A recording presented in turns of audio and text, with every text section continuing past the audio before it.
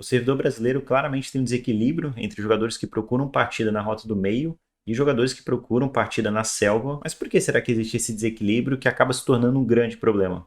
Vamos falar sobre tudo isso nesse vídeo, então let's bora!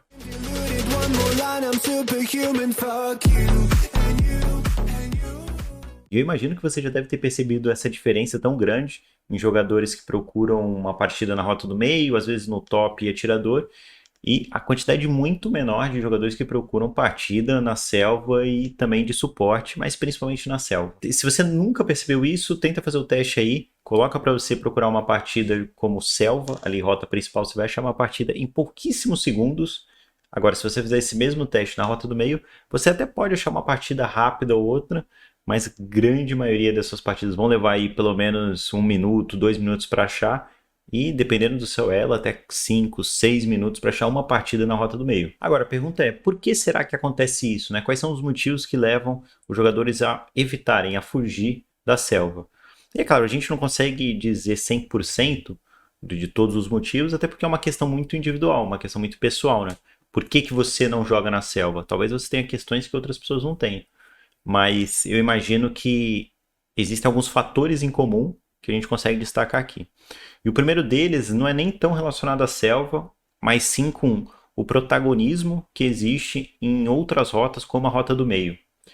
Se você para analisar os campeões que você tem na rota do meio, se você para analisar o impacto que o jogador, que um campeão pode ter, de que um jogador pode ter jogando no mid, jogando no meio, ele tende a ser muito maior do que um jogador da selva. E isso não necessariamente eu estou dizendo de macro game, de noção de jogo, nada disso, porque a selva é o motor de um time. Tá? É uma das lanes mais difíceis e mais importantes. Mas no final do dia, né, quando você termina ali uma partida, é muito mais normal você ver uma Catarina 15/0, você vê um Yasuo ali, às vezes aquele Yasuo que não fidou, né? O Yasuo ali com frag absurdo, Irelia, Zed, Fizz. A Rota do Meio tem vários assassinos e vários campeões que tem essa questão do protagonismo, de você mandar o print pro seu amigo depois e falar assim, olha só, carreguei esse jogo. E aí tá pra você com frag incrível. Enquanto na selva você não tem esse brilho todo, né? E eu sempre tenho a impressão que a gente, né, o brasileiro, ele gosta desse brilho, né? Quando a gente fala de esportes tradicionais, futebol, pô, o brasileiro quer ser atacante, ele quer fazer gol. Então a gente gosta desse lance de querer ser a estrela do time, né? De ser o grande protagonista.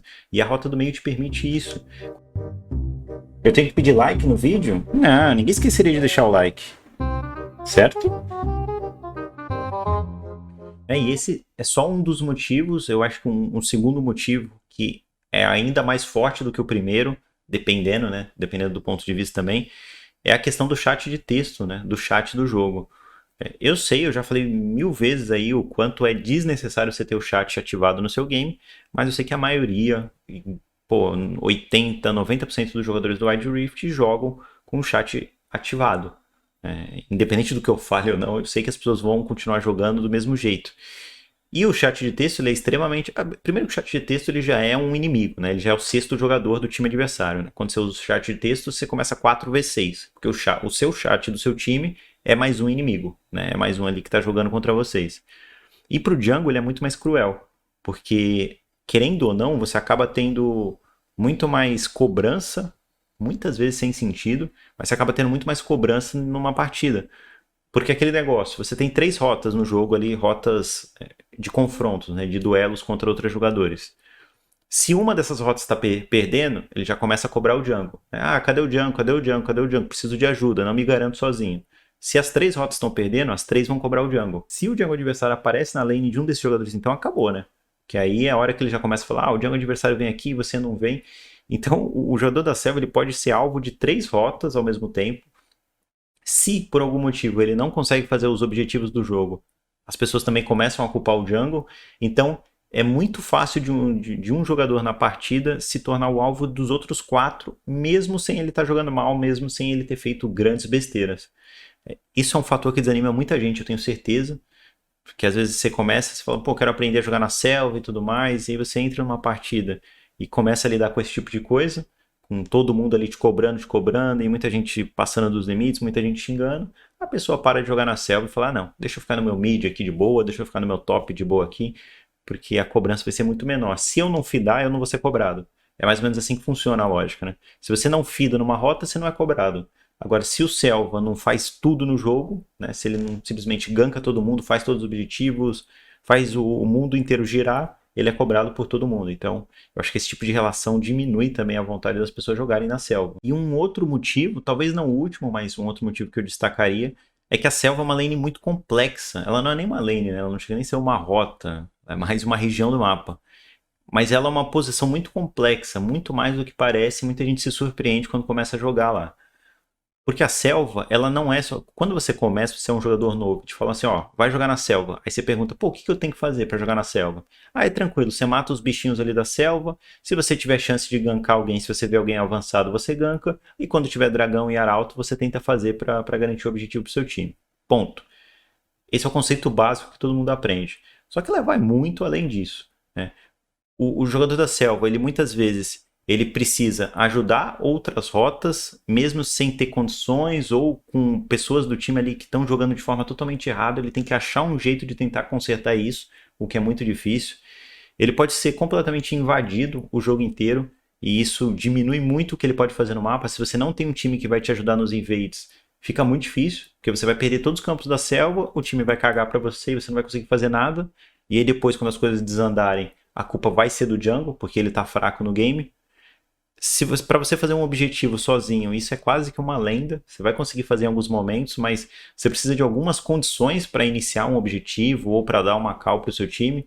Se o time está perdendo lane, se o time está jogando recuado, se está todo mundo apanhando, não tem como você garantir o objetivo. Então você vai ser cobrado por algo que muitas vezes você não tem culpa, né? E é claro que aqui eu estou dando um exemplo geral da selva. Existem muitos jogadores da selva que não sabem jogar e não se preocupam com nada disso. É óbvio que eles mesmo se perdem aí durante o game, não fazem nada para ajudar o time.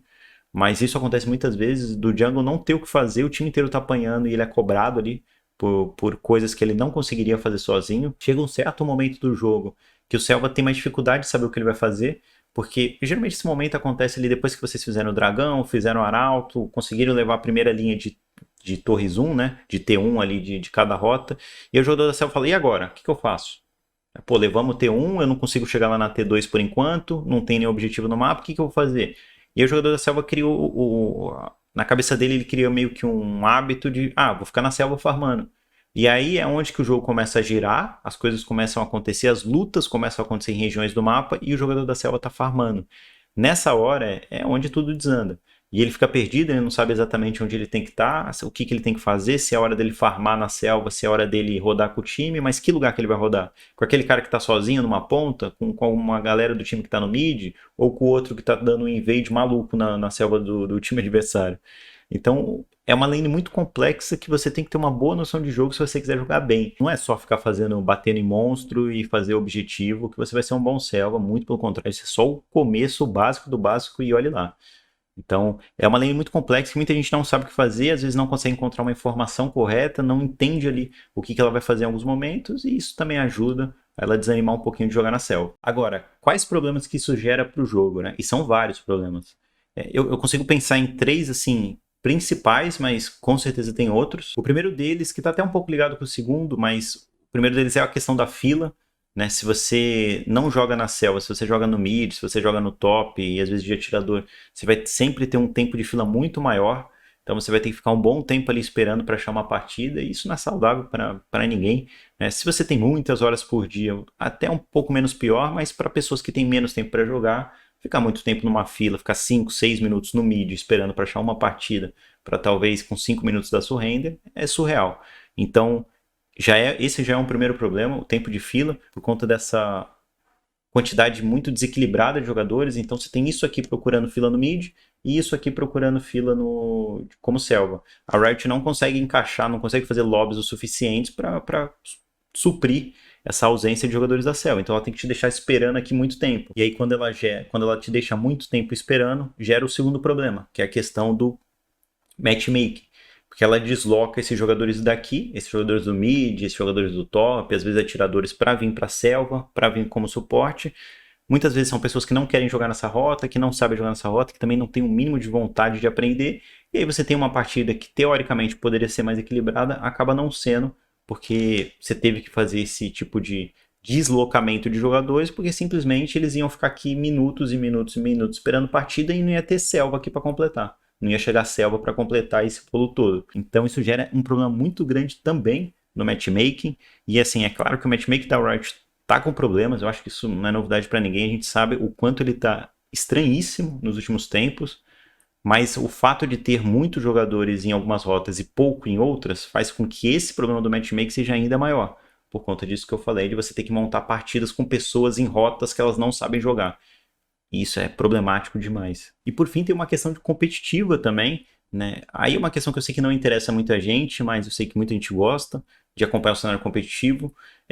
No futuro a gente pode ter muita dificuldade de formar bons jogadores da selva no Brasil, porque se tem poucos jogadores ali sendo formados e poucos jogadores subindo, crescendo e tudo mais, e olha que a gente tem muitos jogadores bons da selva nos elos mais altos, muitos mesmo, mas se você tem poucos aqui, vai gerando uma escassez, e aí poucos jogadores vão subindo nessas rotas e talvez a gente revele menos jogadores aí de alto nível para jogar na selva. Então isso pode ser um problema para o competitivo, enquanto na rota do meio vai ter sempre um volume gigantesco de jogadores, e aí pode ser que a gente tenha grandes jogadores no mid e não tenha tantos assim da selva a longo prazo por conta desse problema que me parece que vai sempre nessa linha. Cada vez mais surgem jogadores querendo jogar no mid e cada vez menos na selva. Chega uma hora que a conta não vai fechar e a gente vai ter muita dificuldade para ter talentos aí no cenário competitivo de alto nível, né? Sempre vai ter jogadores bons, mas talvez a gente não tenha muitos jogadores bons, enquanto em outras rotas a gente tenha vários. Isso é um problema também para o competitivo BR. Agora, o que dá para ser feito para reduzir esses problemas? Primeiro, eu não acho que a comunidade não tem...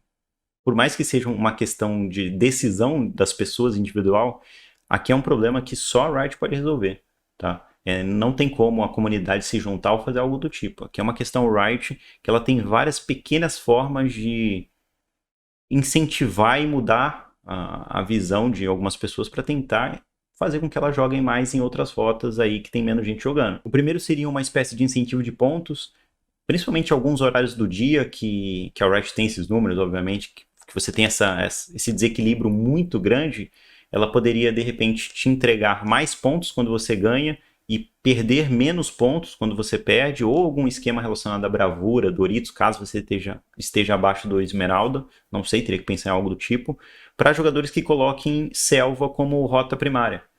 Que isso incentivaria muita gente a querer jogar na selva para perder ou ganhar mais pontos ou perder menos pontos, ter algum tipo de vantagem com isso e talvez, depois de um tempo jogando aí, ela aprendesse a jogar na rota e falasse assim, pô, quero continuar aqui. Já que aqui é um lugar que eu tô aprendendo e eu tô ganhando mais pontos e perdendo menos quando eu perco, pode ser que eu queira continuar nessa rota porque está sendo vantajoso para mim. Então essa seria uma primeira forma. Ela poderia fazer também um aumento de recompensas ou recompensas específicas. Se você jogar em tais rotas nesses horários do dia, você vai ganhar umas essências azuis, você vai ganhar um pouco de moeda poro. São coisas pequenas, não adianta você dar uma skin para quem joga na selva, não faz sentido.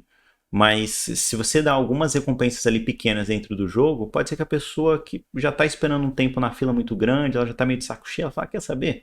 Vou jogar na selva, aí para achar a partida mais rápido e numa dessas ela vai pegando gosto, né? Se você é recompensado por isso, a chance de você se adaptar melhor àquela selva e querer jogar nela mais vezes é maior do que você não ser recompensado, e muito pelo contrário, você só ter prejuízo ali jogar em uma dessas rotas. Mas é claro, essa é a minha opinião dos pontos principais que afastam as pessoas da selva e muitas vezes aproximam na rota do meio, mas eu quero saber quais são os seus, por que você acha que a gente tem esse desequilíbrio gigantesco, né, entre rotas. Já deixa nos comentários também. Se for nos comentários deixar alguma coisa, já deixa o likezão no vídeo, se inscreve no canal que é muito importante. Muito obrigado pela sua presença e eu espero que a gente se veja em um próximo vídeo. To what we have, you take us to the edge of